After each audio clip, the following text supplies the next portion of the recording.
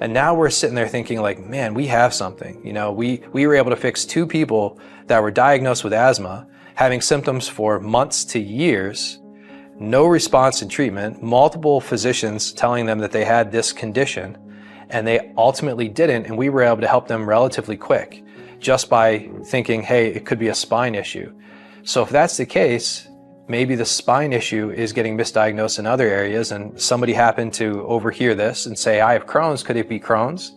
And I said, I've never tried this before, but I would give it a shot. And I evaluated her like I evaluated everybody else. She had been diagnosed with Crohn's, I think around 17 years old. She was about 27, so 10 years. She'd been hospitalized multiple times, multiple bowel obstructions.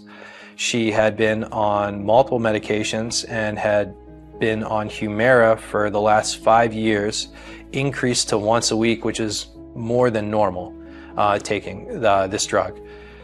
And within 5 weeks of working with her, after we mapped out her symptoms, after we evaluated her movements, after we looked at her spine to see if the areas of her spine that innervate her intestines were the problem, after 5 weeks of working on these areas, she was almost 100% better without telling me.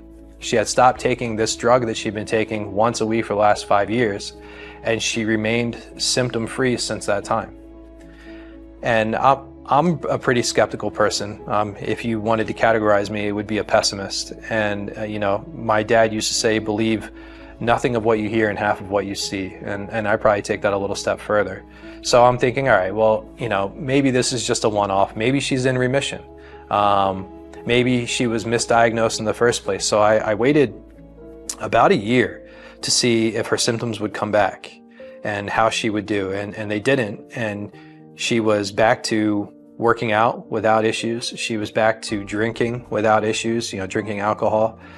And her symptoms didn't return. So now I started getting a little bit more comfortable saying, all right, well, maybe there's other people out there, just like with the asthma. Maybe there's other people out there. So we started talking about it a little bit more and slowly started getting some more patients in, and they were having a pretty similar response. The same areas of their spine that correlate to their intestines were stiff, tender, and when working on them and then showing them how to mobilize them and take pressure off the nerve, restore the nerve signal, they were getting the same recovery.